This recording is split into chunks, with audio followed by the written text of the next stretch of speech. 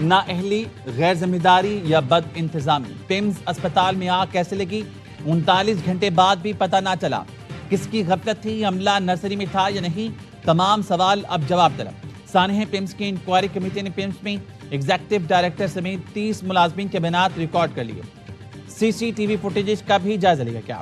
ذرائع کے مطابق پیمز حکام نے الیکٹرو میڈیکل رپورٹ بھی انکوائری کمیٹی کو جمع کرا دی۔ کمیٹی نے اسپتال عملے سے تحریری بیانات طلب کر لیے۔ کمیٹی کا سی جی اے فائر اینڈ ایمرجنسی ڈپارٹمنٹ کا بھی دورہ، فائر فائٹرز کے بیانات اور موقف قلم بند کیے۔ وزیر قانون اعظم رضی طارق نے بتایا واقعے کی عبوری انکوائری رپورٹ کل تک آ جائے گی۔ تحقیقاتی کمیٹی حادثے کے ذمہ داروں کا تعین کرے گی۔ پیمز انتظامیہ نے بھی نئی انکوائری کمیٹی تشکیل دی۔ کمیٹی میں 3 سینئر پروفیسر شامل ہیں۔ حکومت کا جاں بحق بچوں کے لواحقین کے لیے فی کس 50 لاکھ روپے مالی معاوضے کا اعلان۔ منسٹر صاحب ایک بات کہہ رہا ہے، ڈاکٹر دوسری بات کہہ رہے ہیں۔ منسٹر صاحب نے کہا ایئر کنڈیشن جو اوپر لگا ہوا تھا اس سے ایک اسپارک نیچے گرا۔ ای ڈی نے کہا کہ وہ جو اے سی ہے جس سے اسپارک نکلا تھا وہ اے سی کئی عرصے سے وہ اے سی خراب ہے۔ گائنیکولوجسٹ ڈاکٹر تھی، اسی نے کہا یہ اے سی سے اسپارک نہیں ہوا ہے، ایک وہاں وائروں کا گچھا باہر پڑا تھا اس سے ایک اسپارک ہوا ہے۔ آگ کیسے لگی؟ وزیر صحت اور ڈاکٹرز کے بیانات میں تضاد۔ قائمہ کمیٹی برائے صحت کے چیئرمین مہیش کمار نے بتایا وزیر صاحب نے کہا ایئر کنڈیشن سے چنگاری گئی۔ ای ڈی نے کہا اے سی تو خراب پڑا تھا۔ گائنیکولوجسٹ نے کہا سپارک تاروں کے گچھے سے ہوا۔ نرسز سے سوال کیے گئے تو لگا وہ کنفیوز ہیں، انہیں جواب سکھایا گیا۔ ایک نرس نے کہا آکسیجن سلنڈر سے آگ لگی، لیکن وہاں آکسیجن سلنڈر تو تھے ہی نہیں۔ تینوں کمیٹیوں کی رپورٹ 48 گھنٹے میں آ جانی چاہیے تاکہ پوری قوم دیکھے۔ قائمہ کمیٹی دیکھے گی کہ رپورٹ میں کتنی صداقت ہے۔ قائمہ کمیٹی نے پیمز اسپتال کا دورہ کیا۔ کمیٹی اراکین نے وفاقی وزیر صحت مصطفیٰ کمال اور سربراہ پیمز سے استعفے کا مطالبہ کر دیا۔ ہائے ہم آئے تھے گودی میں گئے شولوں میں، سانحہ پیمز میں جاں بحق بچوں کی میتیں بھرسا کے حوالے۔ جاں بحق جڑواں بچوں کے گھر میں سوگ، ماموں نے بتایا بہن آئی سی یو میں ہے، اسے تو بتایا تک نہیں کہ کیا قیامت بیت چکی۔ لخت جگر کو کھونے والے غمزدہ والد نے ایاوے سے گفتگو میں ذمہ داروں کے احتساب کا مطالبہ کیا۔ کہا میری بچی تو چلی گئی، خدا کسی ماں باپ کو یہ دن نہ دکھائے۔ لواحقین نے الزام لگایا کہ آگ لگنے کے بعد عملہ بھاگ نکلا اور ہمیں بھی بچوں کو بچانے کے لیے جانے سے روک دیا۔ سانحہ پیمز کے خلاف سول سوسائٹی کا احتجاج، شرکا نے کہا حکومتی کمیٹی کو نہیں مانتے، واقعے کی شفاف تحقیقات کے لیے جوڈیشل کمیشن بنایا جائے۔ یہ بہت معلومات کی بنیاد پہ ہم عرض کر رہے ہیں کہ آپ نے اپنا استعفیٰ تو پیش کر دیا تھا وزیر اعظم صاحب کو، آپ تردید کر دیں اس کی؟ میں آپ کی اس بات پہ نہ تردید کر رہا ہوں، نہ آپ کی اس بات کو میں مان رہا ہوں۔ اور وسیم بادامی صاحب آپ لوگ بہت ریسورسفل لوگ ہیں، تو میں اس والی بات پہ میں اپنا استحقاق استعمال کروں گا آپ کے سوال کے جواب نہ دینے کے۔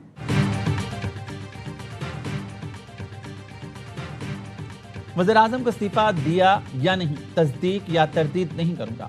انکوائری کمیٹی کی رپورٹ کا 24 گھنٹے انتظار کر لینا چاہیے۔ وفاقی وزیر صحت مصطفیٰ کمال کے پروگرام 11 آور میں گفتگو، کہا انکوائری کمیٹی نے ابھی تک مجھ سے کچھ نہیں پوچھا، اگر پوچھتی تو سب بتاتا۔ اسپیکر کے ہاؤس میں ڈاکٹر امجد کی رپورٹ کا مجھے علم نہیں، میں جی بی سے ایک اچھا آفیسر لے کر آیا، وہ آفیسر ہیلتھ کیئر کمیشن کو زمین سے آسمان پر لے آیا۔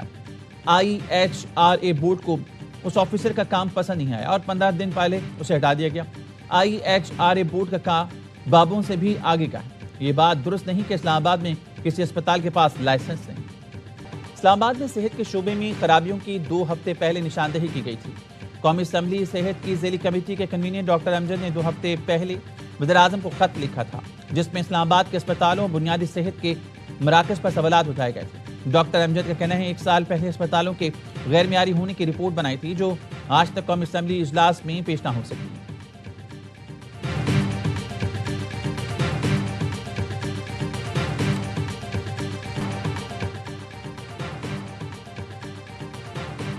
بڑے اسکینڈلز میں جس کا نام آیا، وزیر اعظم نے اسے سیکٹر صحت بنا دیا۔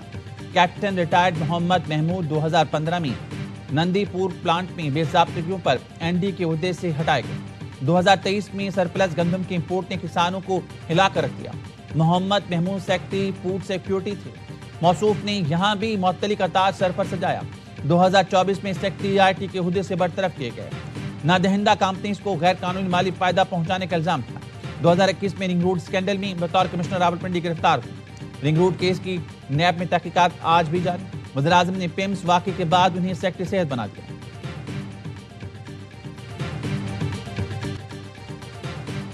پاکستان اور کویت نے پروٹوکول معاہدہ 2026 پر دستخط کی تھی۔ وزیر دفاع خواجہ آصف سے کویتی ہم منصب شیخ عبداللہ کی سربراہی میں وقت کی ملاقات۔ ترجمان وزارت دفاع کہتے ہیں پروٹوکول معاہدے سے فوجی تعاون کا فریم ورک مزید مضبوط ہوگا۔ کویتی وزیر دفاع کی وقت کے ہمراہ GHQ آمد، فیلڈ مارشل سعید آصم منی سے ملاقات کی۔ باہمی دلچسپی، علاقائی سیکیورٹی اور دو طرفہ دفاعی تعاون پر تبادلہ خیال۔ باہمی مفاد پر مبنی دفاعی تعاون کو مزید وسعت دینے پر اتفاق۔ کویتی وفد کی علاقائی امن میں پاک افواج کے کردار اور پیشہ ورانہ صلاحیتوں کی تعریف۔ پاک کویت دفاعی تعاون علاقائی سلامتی اور استحکام کے لیے اہم قرار۔ آبِ ہرمز کے بندے سب کو متاثر کر رہی ہے۔ فیلڈ مارشل کا دورہ ایران آبِ ہرمز کھلوانے کی کوششوں کا حصہ تھا۔ ترجمان دفتر خارجہ کے میڈیا بریفنگ کہا فیلڈ مارشل نے دورہ تہران میں پرخلوص کوششیں کی۔ پاکستان پر امید ہے لیکن حتمی فیصلہ تہران اور واشنگٹن کو کرنا ہے۔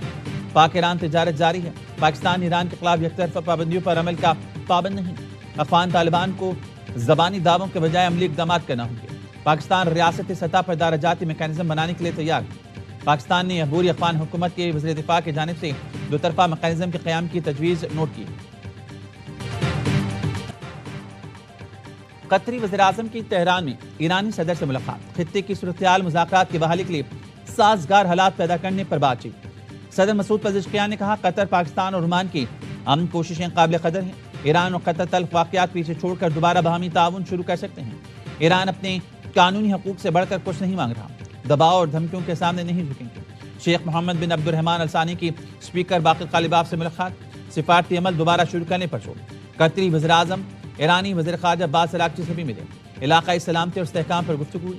آبِ ہرمز سے متعلق عبوری فریم ورک، عارضی مشترکہ بحری گزرگاہ اور بارودی سرنگیں صاف کرنے کے مشترکہ منصوبے پر گفتگو۔ Strait of Hormuz is open. We have control and we have the blockade. Iran's not getting anything. Nothing is going through. Not one ship has gotten through. So far, I think Russia's behaved quite well having to do with the Strait of Hormuz.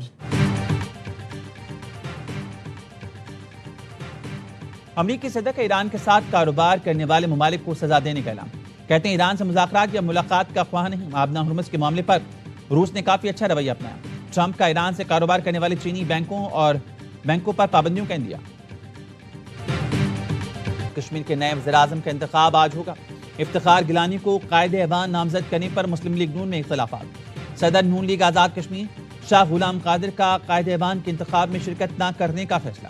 راجہ فاروق حیدر بھی assembly اجلاس میں شریک نہیں ہوں گے۔ اسلام آباد میں شاہ غلام قادر کی رہائش گاہ پر اہم ملاقات کے بعد راجہ فاروق حیدر کا کہنا تھا کہ آج کوئی گفتگو نہیں کرنی، اپنی بات کل کروں گا۔ مظفر آباد اپنے گھر جا رہا ہوں۔ میاں نواز شریف نے پہلے شاہ غلام قادر کو قائد ایوان نامزد کیا تھا۔ گزشتہ روز شہباز شریف کی زیر صدارت اجلاس میں افتخار گیلانی کو وزارت عظمیٰ کے لیے نامزد کرنے کا فیصلہ ہوا۔ نواز شریف نے بیرسٹر افتخار گیلانی کو کاغذات نامزد کی جمع کرانے کی ہدایت کی تھی۔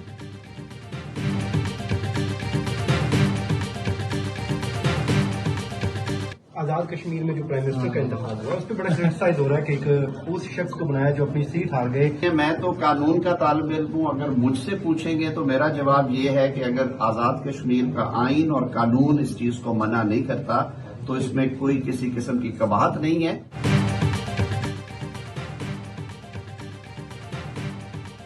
کیا ہارا ہوا شخص وزیر اعظم آزاد کشمیر بن سکتا ہے؟ آزاد کشمیر کا آئین اور قانون اجازت دیتا ہے تو کوئی قباحت نہیں۔ وزیر قانون اعظم نذیر طارق کا جواب، کہا وزیر اعظم آزاد کشمیر کے انتخاب پر ہماری سیاسی ٹیم بہتر جواب دے سکتی ہے۔ وزیر قانون نے کہا فی الحال 28ویں ترمیم نہیں آ رہی۔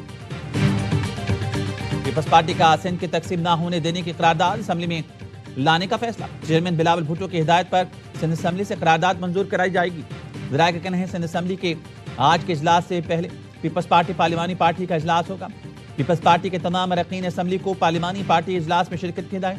پارلیمانی پارٹی اجلاس میں قرارداد پیش کرنے کی منظوری لی جائے گی۔ پیپلز پارٹی کو سندھ اسمبلی میں 2/3 اکثریت حاصل ہے۔ ہم 27 ستمبر کو آ رہے ہیں اسلام آباد، انشاءاللہ تعالی اتنی تعداد میں آ رہے ہیں کہ آپ کی سوچ بھی نہیں ہوگی۔ ہماری پوری تیاری ہے، اس دفعہ ہم اسلام آباد آئیں گے اور کوئی بندہ بھی گولی اس دفعہ نہیں چلا سکتا۔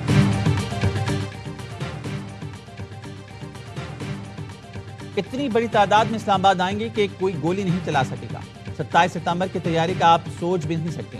آئینی اور قانونی راستے اپنائے مگر انصاف نہیں ملا، اس بار آرام سے نہیں بیٹھنا۔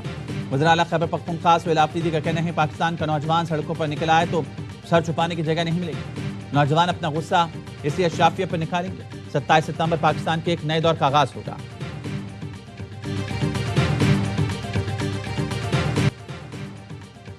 بانی پی ٹی آئی کی ہمشیرہ عظمیٰ خان نے توہین عدالت کی فوری سماعت کی ایک اور درخواست سپریم کورٹ میں دائر کر دی۔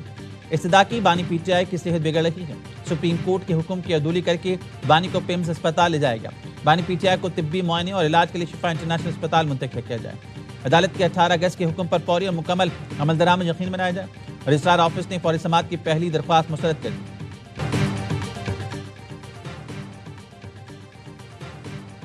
پیٹرول فی لیٹر 50 پیسے سستا، نئی قیمت 342 روپے 60 پیسے مقرر۔ ڈیزل کی قیمت میں 19 پیسے کمی، 1 لیٹر 371 روپے 61 پیسے کا ہو گیا۔ نوٹیفیکیشن جاری۔ انشاءاللہ 3 ستمبر کو جمعرات کے دن پورے ملک میں ملک گیر ہڑتال ہوگی انشاءاللہ تعالی۔ ہماری یہ ہڑتال پرامن ہوگی۔ ہماری یہ ہڑتال میں ہم کسی کی نکسیر نہیں پھوڑنا چاہتے، کسی کو کہ گملے کو بھی نہیں توڑنا چاہتے۔ جماعت اسلامی کا 3 ستمبر کو ملک گیر ہڑتال کا نام۔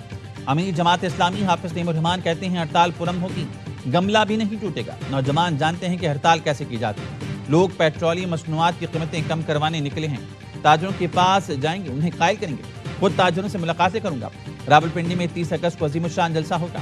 لاہور میں مال روڈ پر جماعت اسلامی کے دھرنے میں خواتین اور بچوں کی بڑی تعداد میں شرکت۔ کراچی میں گورنر ہاؤس کے سامنے دھرنا 12ویں روز میں جاری۔ پیمز اسپتال واقعہ بہت دلخراش ہے، واقعے کو سیاسی رنگ دینا ٹھیک نہیں۔ صرف سندھ نہیں، پورے پاکستان میں ہی حالات بہتر کرنے کی ضرورت ہے۔ وزیر اعلیٰ مراد علی شاہ کہتے ہیں جس کو صوبے بنانے کا شوق ہے وہ قرارداد دے آئے۔ دیکھ لیں صوبے کے لوگ کیا چاہتے ہیں، کسی کے کہنے یا کام نہیں ہوتے۔